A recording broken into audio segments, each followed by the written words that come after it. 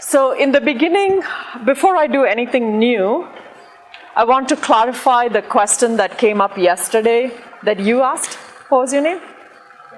Abe? Abe, sorry. Probably it's the third time I'm asking you your name. Apologize. So remember we had this lemma. Let's put it here. So yesterday there was this lemma that we used to do Gale duality. And the lemma said that if you have P, which is the convex hull of some collection of vectors, then F, which is the convex hull of some sub-collection, so Vi, I in J, is a face if and only if the affine hull of F or the Vi, I and J intersect the convex hull of the Vi, I naught and J is equal to empty set, right? We had this lemma. And I think, so what was the picture? So the picture you have to keep in mind is something like this. So let's just take a simple example, right? So suppose this is V. So these are definitely among the V's, right? So this could be V1, V2, V3, V4, V5, but we may have more V's that are not required, that are not vertices, right? So for example, I may have a V6, I may have a V7. We don't know because we're just given a collection of vectors and we're asked to convexify. Some of them will become vertices, some of them may go inside, some of them may go on the boundary, but not a vertex, right? This can happen. Okay, so what we said yesterday is that if you want to check, so let's apply the lemma. So for example, if I want to check that this is a face, then it's true that if I take the convex affine hull, then it doesn't intersect the convex hull of everything else that's left. So everything else that's left is all this, right? I have to take all the V's that are not in F, and they don't intersect, right? And Abe's question was, why do we have to take affine hull? Isn't it enough to take convex hull, right? Instead of affine hull. And in this particular case, it's true. I could just erase this bit and this bit, and it's still true that the convex hull of the things that are on the face doesn't intersect the convex hull of the stuff that's outside. Is that okay? So in this example, it's fine. But now let's change the example slightly. Let's look at a different collection of vectors. Let's look at a different collection of vectors. So I want to look at the collection. I want to let F be just V1 and V6. So I want to take the convex hull of V1 and V6. Okay? So that is this, from here to here. Let's take this, okay? So this is not a face. Everybody sees that it's not a face, okay? So if I just take on, so on this side, sorry, right. So on this side, so if I'm going to apply the theorem, this thing, I've taken V1, V6, and now I have to convexify the rest. So when I convexify the rest, I get this, and that, okay? So it's true that the convex hull of these two doesn't intersect the convex hull of the complement, okay? But it's not a face. Do you agree? So something is slightly wrong, but if you go to the affine hull, then the affine hull is this whole thing, okay? And now the affine hull does intersect the convex hull of the complement, certifying that this is not a face. Agreed? So we really need affine hull. And it would be okay if we only had the vertices among the V's. But if you have extra points among the V's, which we don't know what we're getting just getting a collection of points, you really need the affine hull. Is that okay, Abe? So that's the reason. So it is, like yesterday I was very confused, but you're right that if you only have the vertices, we don't need the affine hull. okay? But we don't know what we have. So this is one clarification. The other small thing I want to mention, which maybe I'll show you when we pull up Mathematica. For some of you where Mathematica is not working, it might be that you just have to quit the kernel, which I'll show you when I open up Mathematica. Okay, so it remembers things from the past, and sometimes it gets confused. So you kind of have to clear the memory in a way, and then it'll start fresh again. So let's look at that, okay? I think that might do the job, but if it doesn't, then I don't know what's happening. Okay, so today I want to do something very new. We're going to do semi-definite programming, which is a type of optimization. But before I do semi-definite programming, let me ask if you know some optimization. Do you know linear programming? How many people know linear programming? Just give me a show of hands. Okay, it's not everyone. Yeah, it's not everyone. Okay. All right. So I will give like a very simple introduction to linear programming. And then this type of programming that we have to do, called semi-definite programming, is what? Maybe? Yeah, linear programming. I don't know what the second P is. Could be anything. Problems? Okay, yeah, okay, fine. Yeah, okay, so that's fine.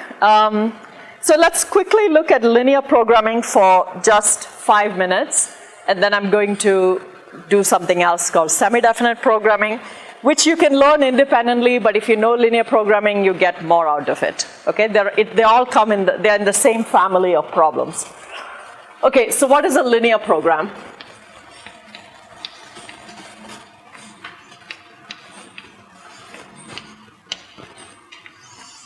Okay, so yesterday, remember, we learned that a polyhedron is any set that looks like X and Rn, such that Ax is greater equal to B. Okay, it can be less or equal to B or greater equal to B, it doesn't matter. Okay, so for today, I'm going to use greater equal to B. So what does that mean? So every one of these inequalities, so A is a matrix that's filled with rows, say A1 transpose, up to some AM transpose. This is the A matrix. So I'm multiplying this with X, so X1 through Xn. So let's assume this is a M by N matrix. And then this is greater equal to a B, which is B1 up to Bm. Okay? So this is what these constraints look like that we have, right? So that means that I have M linear inequalities, right? Every constraint here is one row here times the X vector greater equal to the corresponding B. So the constraints look like AI transpose times X greater equal to BI, and I have I from 1 up to M, right? So this is a way to package M inequalities. And if I draw all the inequalities, I have maybe this is my first inequality, greater equal, so yes, so I want A1 this way, and then I'm interested in the part of A1 that is to this side. So this is the inequality A1 transpose X equal to B1, and then I'm interested in the part where it is greater equal to B1, okay? And then similarly, I have more inequalities, so this may be the second one, its normal is A2, and we're interested in the part that's on this side, let's say. So it's like that, and then you have more. So you may have A3, and then you're interested in this one, and that may be all you have, or it closes up. You may have another one that goes like this, and all together you end up with some polyhedron. So this is this polyhedron P, okay? So it may be bounded or unbounded, but this is how it looks. So it always has flat sides, and it has faces. We studied yesterday that this has faces. The big ones are called facets. The littlest ones are called vertices. But in between there are edges and three-dimensional faces and all kinds of stuff. Okay, so this is a polyhedron. So what a linear program is to minimize some other linear function. So let's say C transpose X, subject to the condition that X lies in this polyhedron. Okay, that's what a linear program is. Good? Okay, so mathematically what are we doing? So C transpose X is a linear function, okay? It has no value. You have to plug in X's to get values for it. So let's assume we start by taking so we're minimizing. So I want to take let's say this is some position, this is the C vector, and this is some C transpose X equal to some alpha naught, okay? So I can draw the hyperplane if I choose a right-hand side. So if I choose alpha naught, then this is some hyperplane that I've positioned there, okay? So suppose, let's say that is where that is. So if I want to minimize the value of C transpose X, currently all the points here have value X alpha naught. If I want to minimize, do you see what we have to do? I want to minimize that. So I want to find the points in this polyhedron for which this quantity, C transpose X, is as small as possible, okay? Currently, for all points that are sitting on this hyperplane, if I take any X like this and I plug it in, I get alpha naught. It's some number, okay? So maybe alpha naught is like 100. So currently I get 100. Good? So I'm just saying that so I take this linear function. So to draw it, I'm going to choose a right-hand side, say 100, and I'm going to draw the hyperplane C transpose X equal to 100, which means that if I pick any point on this orange line and I plug it in here, I will get 100. That's what it means, right? But I want to now minimize this function. So to minimize, I cannot change the C, I can only try to change the right-hand side. So that means I can look at it like a parallel translate of the same thing. So this is now, again, C, this is the normal, and now this has become C transpose X, something bigger than 100 or smaller than 100?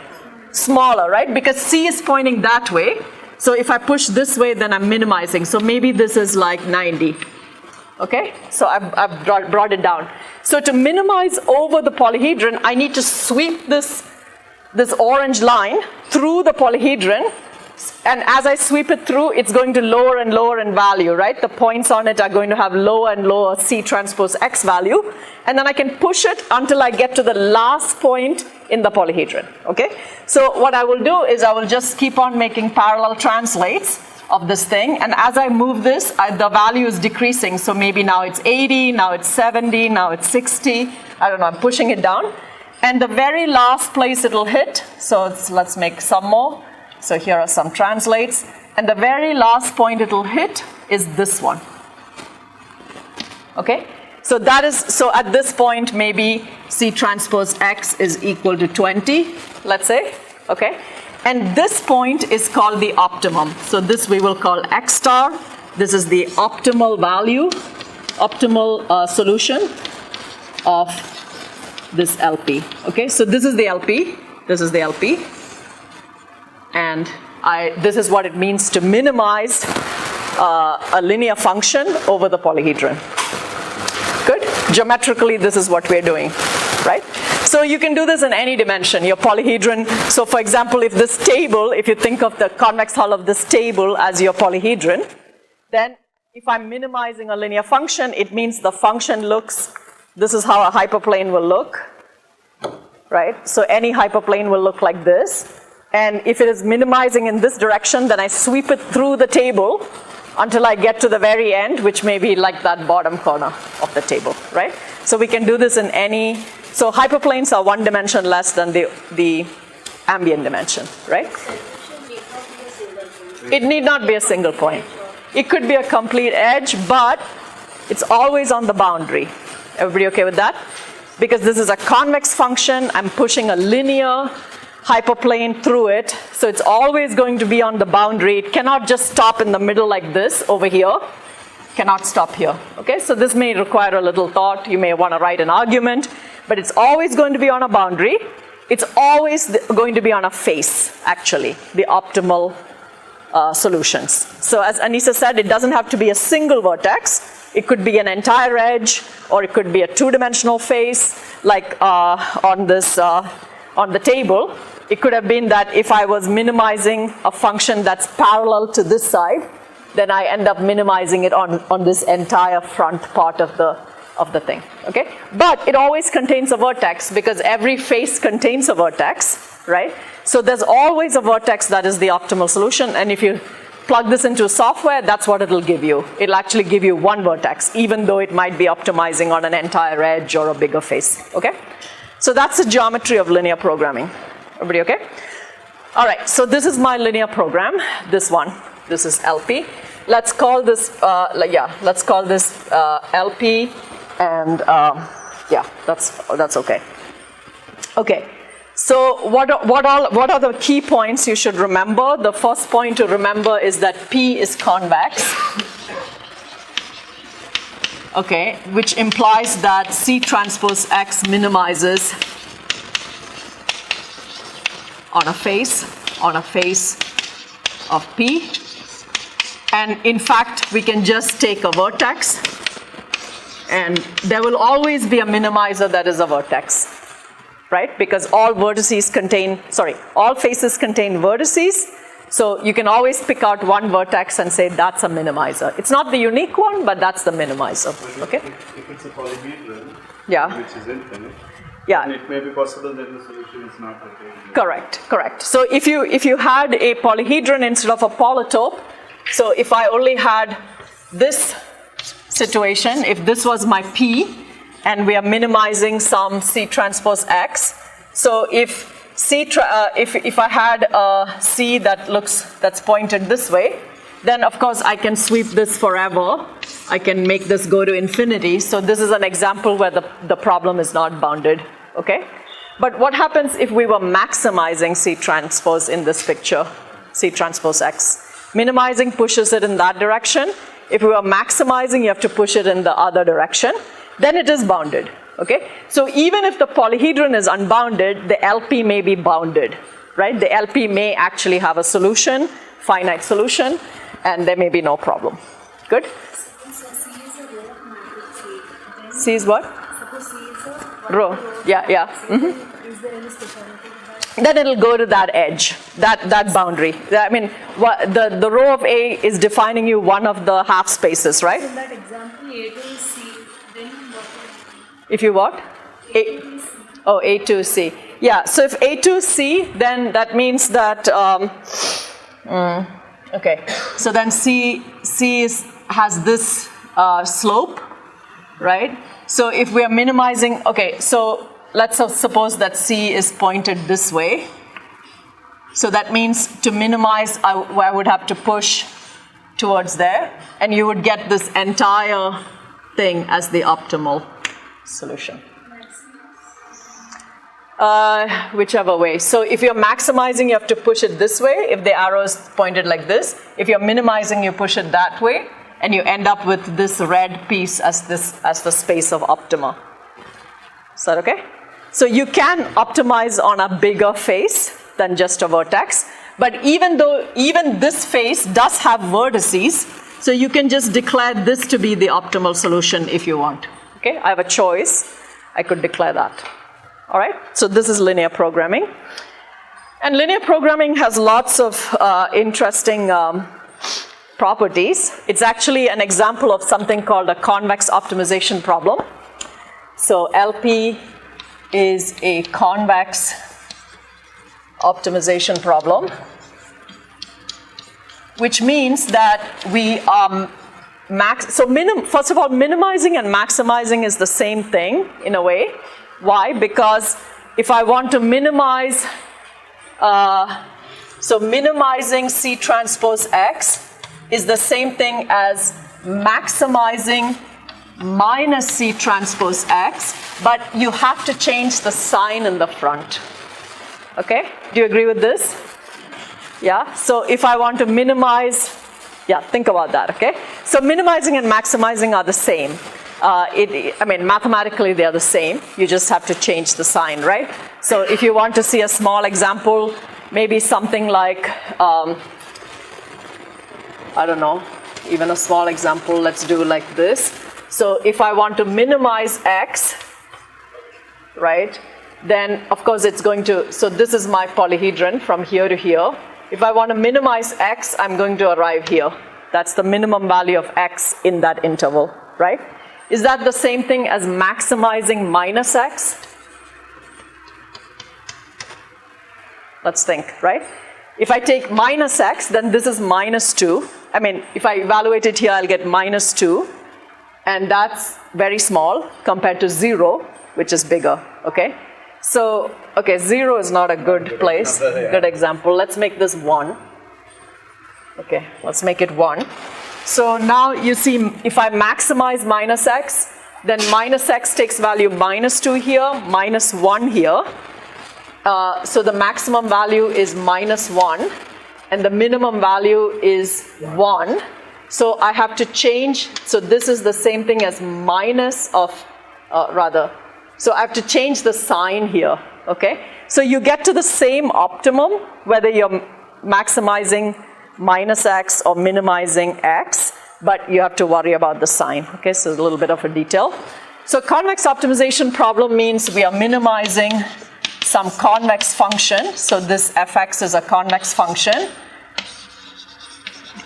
and it's subject to a convex set. So x is in C, where C is a convex set. Okay? So an example would be, let's take a convex set like the disk. This is a convex set. So this could be my C. And then I want to minimize a convex function over this. Do you know what convex function means? Yeah, so convex function has different definitions. So f convex means that different things. So one definition is that if I look at the graph of f, so let's say this is the graph of f, and I pick 2 points, say x and y, and I look at the function value there and the function value here. Okay, so this is f of x, and this is f of y. Okay, so these are the function values at those 2 points. Now, if I take a point that's in the convex hull of x and y, so take something like here, which is some alpha times x plus beta times y, where alpha plus beta is equal to 1, and alpha and beta are non-negative. So take a point like this, then it must be that the function value you get here is less or equal to the convex combination of the 2 function values, which is here, okay? So what we need is that f of alpha x plus beta y must be less or equal to alpha times fx plus beta times fy, okay? Where alpha beta satisfies these conditions. So that's what it means to be convex. So it really looks like a bowl, right? That's a convex function. So another definition which I think is easier to remember is that if you look at the epigraph of the function, that means everything that is above the graph of the function, this part, that is a convex set. Okay, so another definition, so epigraph means, so epi-f, this is the set of everything that looks like x comma t, where t is at least as much as f of x. So it just means the yellow part, the part that lives above the graph, right?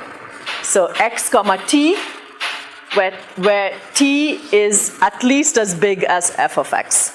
Does that make sense? So see what that means? So if x was here, okay, if x was here, then this is f of x. Okay, so this point here is f of x, this value. So I'm taking everything everything that goes from here on. You see, if I start here and go straight up, then everything here looks like x comma t, where t is at least as big as f of x. Do you agree? So the blue part, so every xt like this has the property that t is greater or equal to f of x. It starts in f of x and goes up, okay? So if you take all such points, you get the epigraph, the part above the function. That has to be a convex set. So epigraph is this. So another definition is that f is convex if and only if the epigraph of f is a convex set. Okay, so then question, is a linear function convex? C transpose x. Yeah? So what's the graph of C transpose x?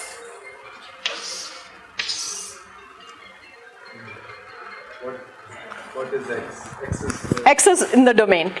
no, but it's one dimension. Any dimension. So we can make this higher dimension if you want. X is in the domain, okay? If I draw the graph of C transpose X, so for every X, I can evaluate C transpose X. There's a graph. What does it look like?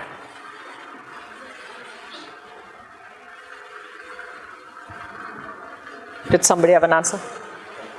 Yeah, it's just a hyperplane, right? So for every X, so above here we have a hyperplane. So this is the graph of the function. It'll be a hyperplane. And then the part above that is clearly convex. Do you agree? If you take 1/2 of that's a half space actually.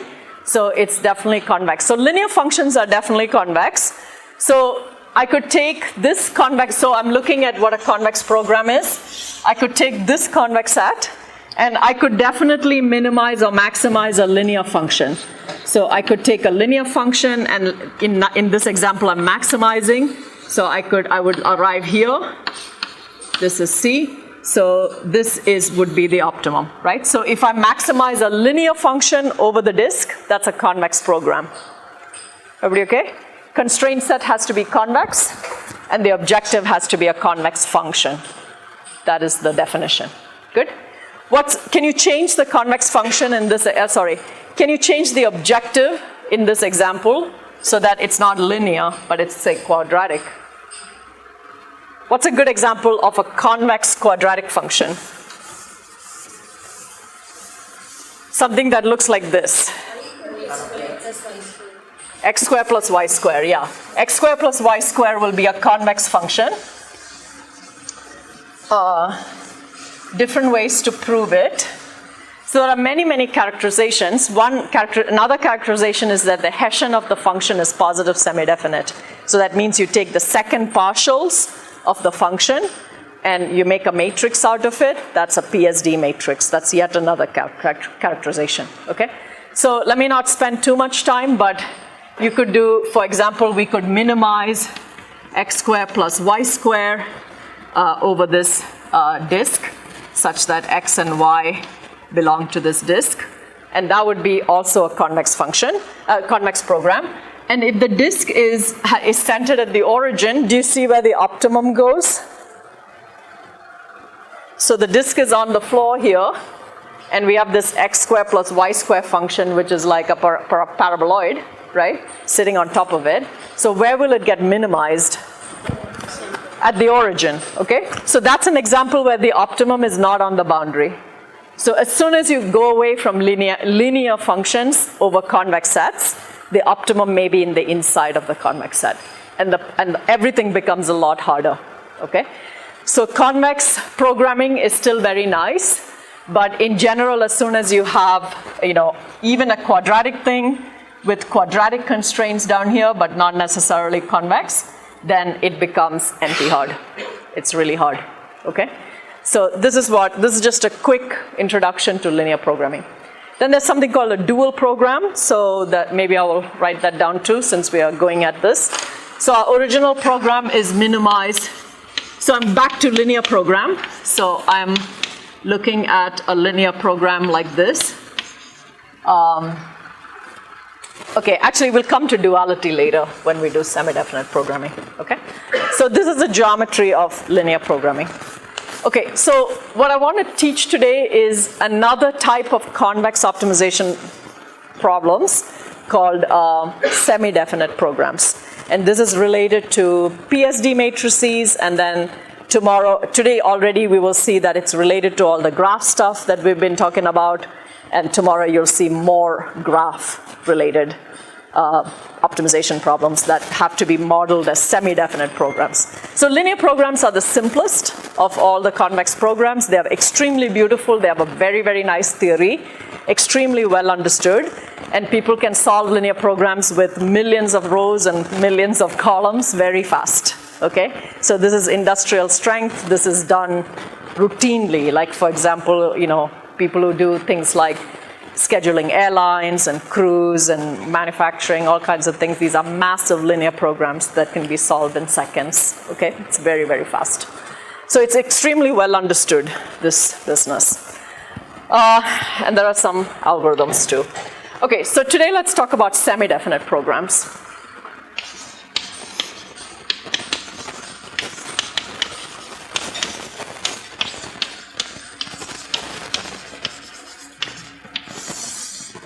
Okay, so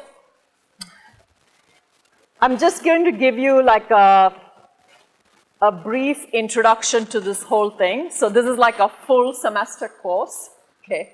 So we obviously don't have time to do a lot of things in detail, but hopefully you get a flavor of what's happening. Okay, let's write the definition first. So definition. So the short form for this is SDP, semi-definite program. So this is a problem of the type, find the infimum of C transpose X, okay, subject to the condition that some matrix plus a linear combination of matrices is PSD, where now C is some, let's say, let's let this I go from 1 to M, okay. So C has to be, so the X vector is in, X vector has M entries in it, X1 through Xm. So the C vector has to be in Rm because it has to inner product with the X, right? And the A's are matrices, so A0 and A1 all the way up to AM. These are symmetric matrices of size n by n, okay? So this notation means symmetric n by n matrices, okay?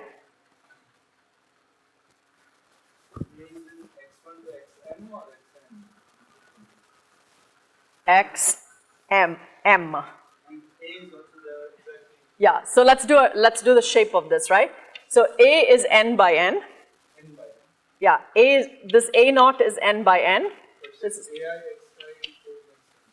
So this is just a scalar multiplying a matrix, okay? So this really looks like, so you should think of this as a linear combination of matrices. So let's look at this for a moment. So this looks like A0 plus A1 times the variable X1, okay, plus A2 times the variable X2. So this is not matrix vector multiplication. This is matrix times the scalar, okay? X1 is a number, so I'm doing A1 times 5, maybe, plus A2 times 3. You can bring this to the front if you like, it's fine. And this is equal to AM times XM, okay? So I'm making a linear combination of symmetric matrices where the first matrix is fixed, A naught, and the other matrices are being combined by X1 through Xm. Okay, I'll do an example in a second. Good? So this is what it is. And what I'm requiring is that, so when you finish adding all this, do you realize that we will get a matrix, right? This is an n by n matrix. This is X1 times an n by n matrix. So when I add them, I get n by n matrix, and all of them are n by n matrices. So I will get an n by n matrix when I'm done, okay? So this answer, whatever this is n by n. What will be the entries of this matrix? How will they look? Let's look at maybe the ij entry of this matrix, okay? Yeah, so we have to take the ij entry of A0 plus, exactly, so X1 times the ij entry of A1 plus up to Xm times the ij entry of, AM ij, okay? So this thing, so remember the ij entry of each of these matrices are just numbers, right? So what is that? What do we call that? Sorry? Just a little louder.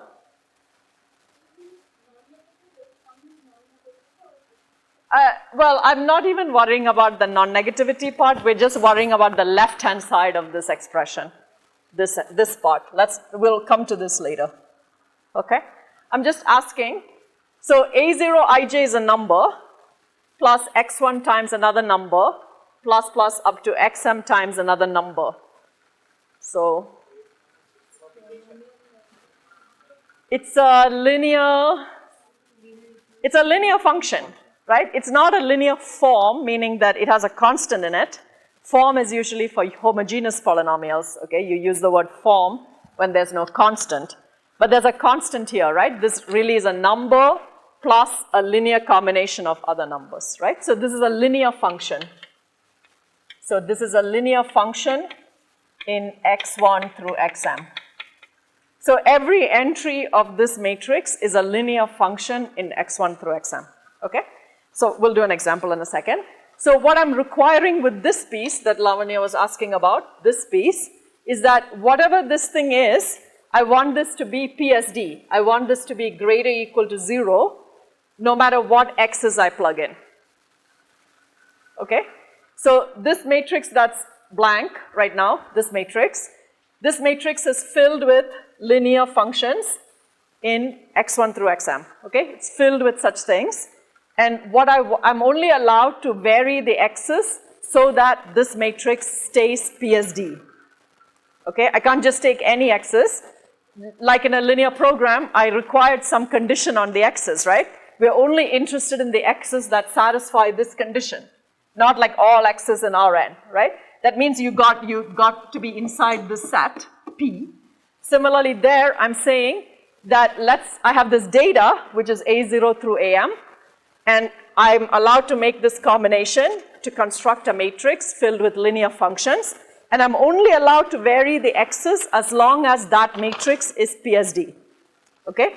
So that's some constraint, right? It's going to cut out some special x's, and we have to minimize the linear function C transpose X only over those x's, okay? So we'll do example in a second so you see what the set looks like. This is like a very, very non-applicable. It's horribly applicable, okay? I'll show you lots of applications, yes. So it's used a lot in engineering, control theory. It can do a lot of different things. It can. It's too specialized. So first I'll argue that it's a generalization of linear programming. So it really is, and it's convex. It's a convex program. It has huge expressive power. So, okay, so maybe that's our job for this today, to convince you that this is useful, okay? All right, is the definition sort of okay? Let's do an example right away so you see what this looks like. Okay, so let's erase this. Okay, I'm going to give you a little bit of, let's think about the following thing, right? So let's let F be the set of all x's such that, so by the way, this whole combination here, this is sometimes just written as AX, okay?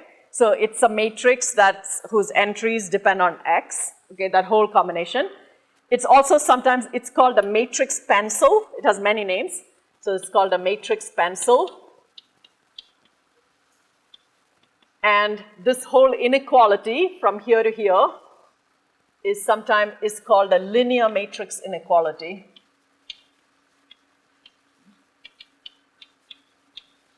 Or an LMI.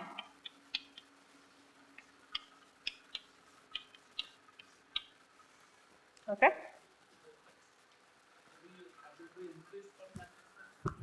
No, the combination. The A0 plus A1x1 plus up to AMXM. It's a linear combination of matrices. It's called a matrix pencil. Okay, it's just a word. And then when you also add the greater equal to 0 in the PSD order, then that whole thing is an inequality. That's called a linear matrix inequality. Okay? So just like these are linear inequalities, this is a linear inequality. So now instead of greater equal, we have this curly greater equal, which means PSD, okay? All right, let's do an example, then we'll come back and discuss this some more. So what I was going to ask you is to check that the set of all x's, where this is PSD, is convex. So this is the first exercise, I think, in the exercise session for today. So we want to argue that this set of all x's that satisfy this condition is a convex set. So if I pick an x and I pick a y that satisfies it, then anything in the line segment joining them also satisfies it. That's what you got to check. Okay, so this is just a mechanical check. So you can try it while I'm erasing the board.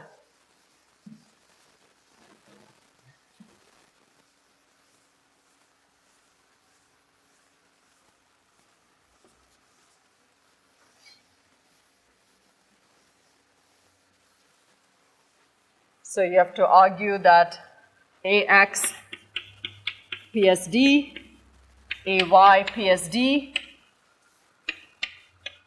implies that A of alpha X plus beta Y is PSD, where alpha and beta are non-negative and they sum to 1.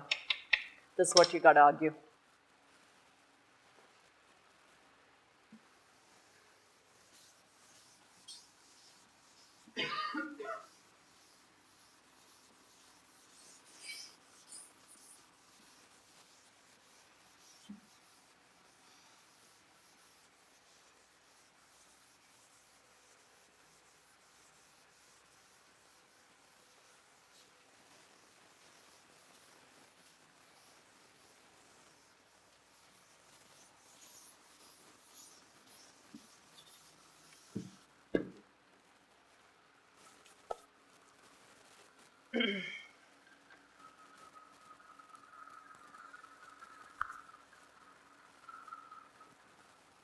Okay, any luck?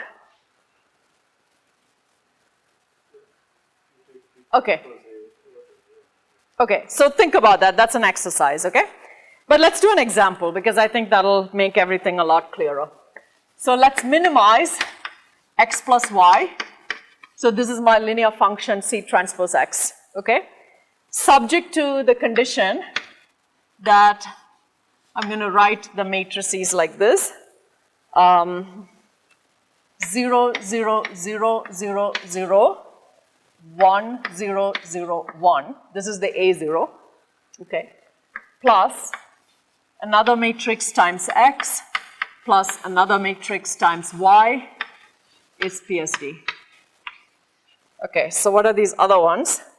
So this has a 1 here and a -1 and a -1. And the Y part is a 1 here and a 1 here, and everything else is 0.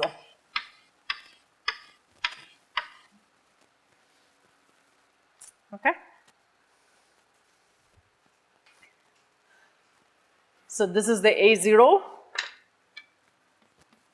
this is the A1, and this is the A2.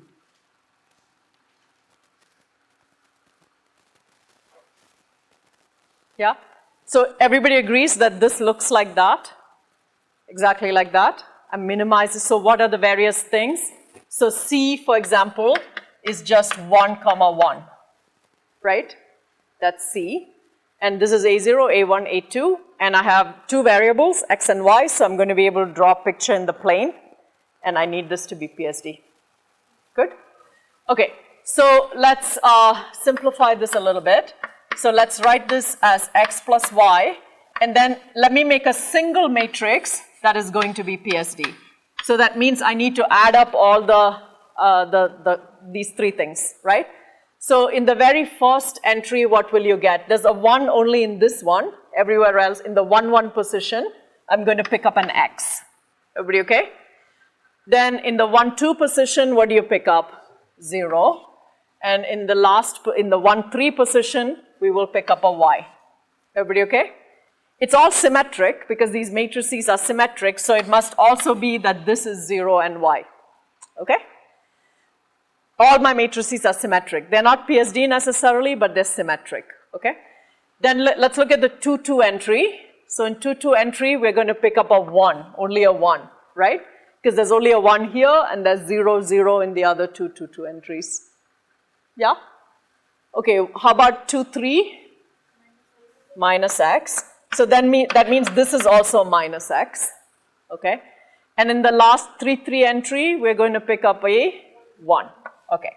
So this is the problem. All right? So oftentimes the problem just comes to you like this, and then you got to tease it apart to make it into the A0, A1, A2. Okay? So this is our problem. Okay.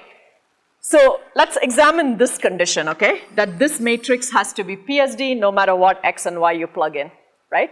So let's remember our definitions of PSD, right? Eigenvalue is non-negative, the easiest definition, the most hard to work with, BB transpose, yeah. Then what else did we have? X transpose AX is non-negative, quadratic form. And then there was a fourth one that we did not really discuss. Yeah, that the principal minors are non-negative, okay? Principal minors means if I take row 1, 2, 3 to make a submatrix, I also have to take columns 1, 2, 3, okay? So whatever index I choose to make for the rows, I have to use the same index for the columns. Okay, let's use that. That's actually the most useful in this example, okay? So I need, for this matrix to be PSD, I need all the principal minors to be non-negative, right? So can we write that? So let's see, this is really XY. No, I forgot to write here minimize X plus Y. So let's look, so this is really minimize X plus Y subject to, can we write all the principal minors? So first I have to take the 1, 1 minor, 2, 2 minor, and so on. So X has to be non-negative. Everybody okay? That comes from this 1, 1 minor. Then this is a 2, 2 minor and a 3, 3 minor. They don't give you anything, right? It's just saying 1 is greater equal to 0, which we know is true, okay? So let's go to 2, 2 minors. That means, for example, this is a 2 by 2 minor, where I take 1 and 2 as my rows and 1 and 2 as my columns, take the determinant, it has to be non-negative, right? So what do we get here? Just X is greater equal to 0. So it doesn't give us anything more, okay? What if you take this minor? This is okay, this is the 2, 3 minor. Yeah, so here you'll get 1 minus X square has to be greater equal to 0. That's the determinant, right? Then can you also take the 1, 3 minor? I can't really draw it so well. Yeah, you'll get X minus Y square is greater equal to 0. So X minus Y square is greater equal to 0. Okay, that's it. Those are the only 2 by 2 minors. But that's a 3 by 3 minor, right? The full determinant that also we have to take. Is there a fast person calculating it? It looks like this. X minus X cubed minus Y square is greater equal to 0. Okay, that's the full determinant of this matrix. That also we have to take. That's a 3 by 3 minor, and we get this.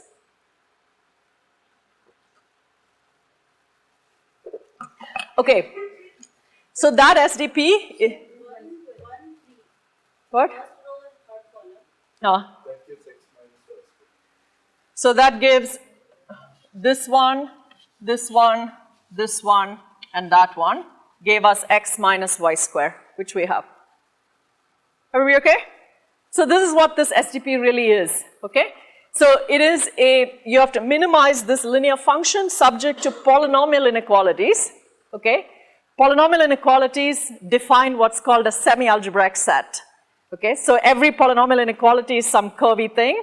You draw the polynomial equal to 0 first and then choose the side, just like we did inequalities before, right? So let's draw the picture for this. So I'm not worrying about the objective, I'm just drawing the picture of the feasible region. So the feasible region is cut out by these many, many polynomial inequalities. So first I have X greater equal to 0. What does this tell us? X square is less or equal to 1. That's what this is, right? So this is telling you that X is between 1 and minus 1, okay? But you see, this already forces you to be bigger than 0. So this minus 1, this part is not important, right? Okay, so we know that X is greater equal to 0. That's the first one. So this is X, this is Y. So I know that I have to lie on this side. That's the X greater equal to 0, okay? Then from the second one, I know that X has to be less or equal to 1, right? So let's draw X equal to 1. Here's X equal to 1. And I know that you have to be on this side of that, okay? So these two together are telling you that X has to be between 0 and 1. So I get this band in which you can be. Okay, how about this one? So this one is really Y square is less or equal to X. It's a parabola, but not the nice one, right? It's turned, right? Yeah, it's turned. So this one looks like, let's draw it in a different color. So this is a parabola. It's going to go through the point 1, 1, right? And 1 minus 1. So it's a parabola that looks like this and like that. Okay, and which side do we have to be in? Inside the yellow bit or outside? Yeah, just plug in a point, right? Like plug in, for example, this point, 1, 0. If you plug in 1, 0, I will get 1 is greater equal to 0. So I have to be inside this yellow part, okay? So I have to be here, here, and here. Good? So now we have already cut it down to this little like half moon place, right? This piece or this piece, that's where the feasible region is. Then finally comes this thing, okay, which is a cubic constraint, really hard to see. It's what's called an elliptic curve. If you know that language, if you know algebraic geometry, then this is how elliptic things look. If y square equal to something in x plus something in x cubed is the form of an elliptic curve, okay? It's a cubic curve. So cubic curve means what? If I draw a straight line, it should cut it in 3 places, right? So it has to be somewhat hard. So we can use Mathematica to plot it, but let me just show you what it is. So what it is it has it'll have like it'll have a shape like this, it'll have a piece like this, and then it has a piece that looks like a bubble in here. We'll see it properly in Mathematica in a second. So it has a bubble like this, and then it has this other piece, okay? That's how the cubic curve looks. So if you draw a straight line, you see it'll cut it in 3 pink points, right? I mean, in this case, it works out nicely. Okay, and which side do you have to be in? So in this case, I'll just tell you. You have to be inside the bubble or you have to be here. Okay, so if you check it, you can check it if you like. So for example, take the point like half 0 and make sure that it satisfies the inequality. Okay, so you're either inside the bubble or on the other side of that other piece. Good? So what's the overall final feasible region? It's the bubble, right? It's the bubble. So the bubble is entirely contained inside the parabola. Inside the parabola. We'll see a picture properly, okay? So it's entirely inside the parabola, and this becomes our feasible region, which is what I'm calling F, okay? So even though the polynomial inequalities may be kind of crazy, at the end of the day, when you intersect all the regions, you miraculously get a convex set, okay? So the bubble is convex, and that's the feasible region of the SDP, okay? So notice it's not a polyhedron. The feasible region is curvy. It has more expressive power, and we'll prove in a second that it generalizes linear programming. And now I want to minimize this x plus y. So what do you think is going to happen? So x plus y looks like this something, right? This is like the general contour of x plus y. That's x plus y equal to half maybe, right? So if I want to minimize it, do I push it downwards or upwards? Yeah, I want to minimize. So if I push it to this position, I will be less, right? I'll be less. So we think that the optimum is going to be like somewhere here, okay? So you push it till it hits the last point on the bubble, and that's going to be the optimum, and we'll have to actually compute it. Okay, so this is an example of a linear program, semi-definite program, and basically it looks exactly like this. Yeah, this matrix, so we argued that this combination is a matrix filled with linear functions. It has to be PSD, but it being PSD is the same thing as all the principal minors being greater equal to 0. So it's a lot of polynomial inequalities have to hold. So this is a polynomial optimization problem, but a special kind, okay? So not all polynomial optimization problems will give you convex feasible regions, but when they come from an SDP, they do, okay? It may be unbounded, but if it is bounded, you will get an optimal. Yeah, it's a little bit more complex. it's really an inf, okay? It's really an inf in an SDP. It's not a min. So it may be that in the limit, you have an optimal value. The optimal solution may not be attained in some examples. It's much more complicated than LPs, okay? So it's not a min, it's an inf. So it's an infimum of the x plus y, okay? So it has complications.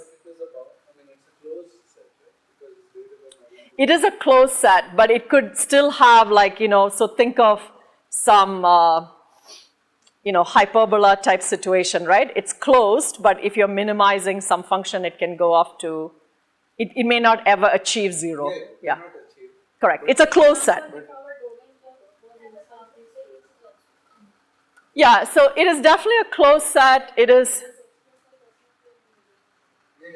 No, I understand if it does not achieve the but since it's closed, if it's on the boundary is always part.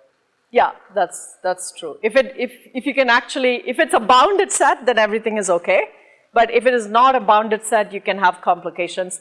And it's also not true that the optimum is always rational.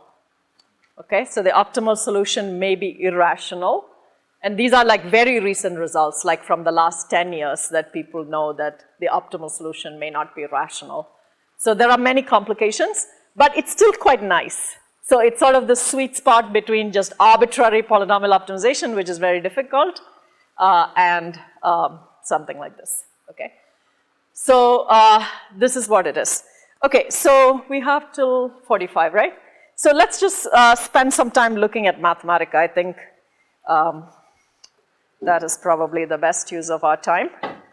And then we come back and we will argue that we'll look at lots more examples. So let's first look at this example we just did on Mathematica so you can see how to do it. Can you all see? Okay. So in the very top, I have just asked Mathematica to minimize that very last problem, right? Minimize x plus y subject to x non-negative, x squared less or equal to 1, blah, blah, blah, okay? So all of these constraints, we just type it into Mathematica and ask it to minimize. It has optimization algorithms that can do nonlinear optimization. So it's just going to run that and it's going to give me this complicated output 1, okay? So I put the n sign in front. Remember, that's how we we turn it into readable stuff or floating point expressions. And this is telling you that the minimum value is minus 0.23. Does that make sense for us? The minimum in that picture? Remember, we had to push the x plus y below. So it's probably correct.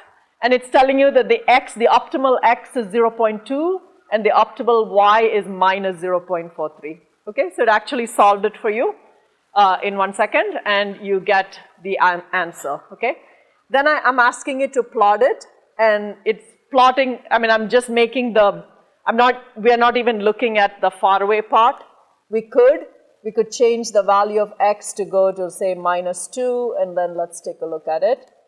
So if you do that, you see both pieces, okay? So this is the piece of the cubic curve that we don't need, and this is the bubble, this is the band. The parabola is yellow, the band x between 0 and 1 is blue. So at the end of the day, you see the bubble is entirely inside the parabola, okay? So the feasible region is just this green bubble over here. Okay? So you can make it plotted. Okay, so then I'm asking it to draw the plot of x plus y equal to minus 0.238. That's the optimal value, right? So this is where that is, okay? Then I'm going to superpose the two pictures together. So this is the picture of the bubble, and this is the picture of the objective function set to its optimal value. And you see indeed that it's tangential, right? It's tangential to the bubble. So the optimal solution is probably here somewhere, and that's roughly what the Mathematica told us where it is. Everybody okay with this? So this is one way to solve the SDP, that you actually write out all the principal minors and then you make it solve it like a nonlinear optimization problem, okay? But this business of writing out all the principal minors, this is actually very hard, right? If you have a big like 10 by 10 matrix or a 50 by 50 matrix, if you want to write all the principal minors, that's exponential amount of work. So this is not how you want to actually solve it, but this is good to just see the pictures. Good? Okay, so this is the SDP. One was the answer.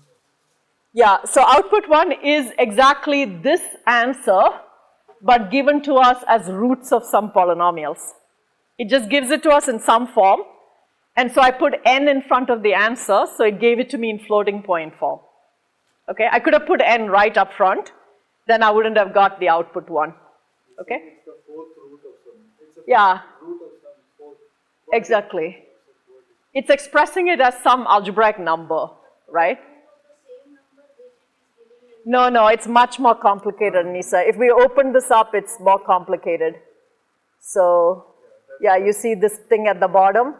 It's quite complicated. So you could have avoided this by putting n here, and then I wouldn't have seen that. So I just did n, and it gives me some approximation. Okay? It's an approximate solution that it's giving us. Yeah.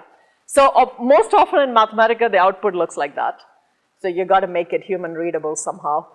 Okay, any questions on this? Is this okay?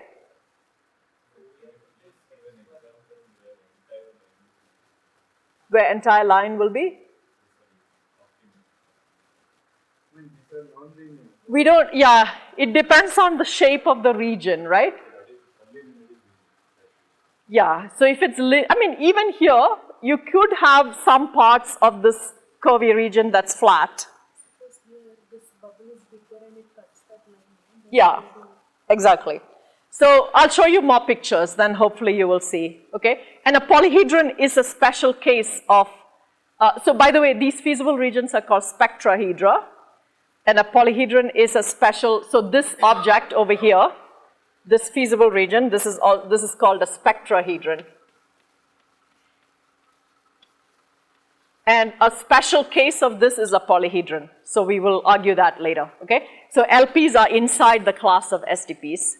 And so it could be that this region has flat sides or all flat sides, things like that. But typically it's curvy like this. It's convex though, okay? So it's not like arbitrarily bad or anything, it's convex. All right, so that's that. And then there's this dual stuff. I think we can wait on this. Okay, so that is that. So let me shut this down, I think, for now. What? Yes, perhaps. Yeah. So let's stop for now. So the next step the next thing I want to do in the next session is to go through like 4 examples of how you use this type of optimization problem. Okay. And first we'll show that LPs are a special case. Then we'll show like much more interesting things you can do with SDPs that you cannot do with an LP. Okay? So it's true that the objective is linear, but the constraints are nonlinear. And there are like interesting things we can do with it. That because we are allowing some linearity into the problem, right? Unlike in the case of an LP. So it has very, very high expressive power. These are very powerful programs that are used in lots of places. Can you give an example of a problem? So for example, all these relaxations of combinatorial optimization problems are SDPs, right? Like the max cut relaxation, the Gomez-Williamson relaxation is an SDP. Okay, so so any combinatorial optimization problem looks like, let me put that somewhere. Yeah, we don't need this anymore. So this is a math answer, and I will give you a more interesting answers later. So if you have a combinatorial optimization problem like finding the max cut in a graph, right? So you can model this like this. You can say what we want to do is to, so here's a cut in a graph. This is S bar. So I could model the cut by saying all the vertices here, I'm going to assign +1 to it. And all the vertices here, I'm going to assign -1 to it. So I can model this cut with a vector x, let's call it xs, that lies in -1, 1 to the n, right? So, all possible -1, 1 vectors correspond to cuts, okay? So the feasible region of all cuts, or the set of all cuts, is simply all possible things like this. And those are that's exactly the region that is cut out by these equations for I from 1 to n, right? What are the solutions of xi square equal to 1? It means that xi is 1 or minus 1. It's true for every xi. So this region, this is the algebraic variety of these equations. Or in other words, this is the solution set of these equations. Everybody okay? So that's all the cuts, okay? So how do we maximize a cut? So maximizing cut means we want to maximize the number of edges that go from one side to the other side, right? So I claim you can do this with this objective function. So what we're going to do is we're going to minimize the sum of 1 minus xi xj over all ij in E 1/2. Okay, so let's see why this works. So if I have an, so let's suppose I take an I and a j like this, right? If I take an I and a j like this that is in the cut, these xi is 1 and xj is minus 1, so the product is minus 1. Minus minus 1 is 1, plus 1 is 1, 2, divided by 2 is 1. So I get a contribution of 1 from a cut edge. But what happens if your j was here? Yeah, exactly. If your j was here and you had an edge here, then both these are 1s, or both of them are minus 1s, and you get nothing, okay? So this objective function is exactly counting, I'm maximizing, sorry. It's exactly counting the number of edges that go across the cut, okay? So max cut is a polynomial optimization problem with a quadratic objective, quadratic constraints, okay? So now we can model this as an SDP. So the way you model this as an SDP is to say, if I take, so let's take a characteristic vector of a cut, one of these x's, okay? And so it's a vector like this, and let's multiply it with its transpose. So it's a vector like this, okay? Now I immediately get a PSD matrix, right? Because this is BB transpose. So whatever I get is PSD. The x's, this x is sum plus 1, minus 1, plus 1, minus 1 like that. This is the transpose, right? So you see on the diagonal you get 1, right? So this matrix has 1s on the diagonal, and everywhere else you get 1 or minus 1 depending on what it is, right? So this is plus or minus 1, this is also plus or minus 1. So whatever it is, this is PSD, okay? So let's call this big matrix big X, big XS, okay? So I've lifted a vector into the space of PSD matrices. And this, what are the properties on this big matrix, right? It's PSD, its diagonal is 1 for all I, right? Those are linear conditions, right? And then that's kind of all we need. And then we're going to we have to like rewrite this thing in terms of, as a linear function in terms of this x, okay? So which we can do, which is not coming to me immediately, but there's a way to rewrite that. But how? That's quadratic, and that's what is confusing. That is quadratic, right? Which is? The function itself. Yeah, but remember these things have xi, xj in it too, right? So the way this matrix is built, it has xi, xj in it too. So after the break, I'll remember how to do it. But you can write this as maximizing some big, okay, there are two forms for PSDs. This is the form, for SDPs, this is the form that it comes out to be. But whatever it is the PSD cone. This is the space of all PSD matrices, which is a cone, cut with linear equations. So I get some region like this that I cut, and then you're minimizing a linear function on it, okay? So all these combinatorial optimization problems, any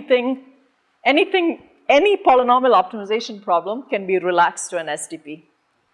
And so the famous max cut bound of Gomans and Williamson, which maybe you heard of, some of you, comes from this calculation, okay?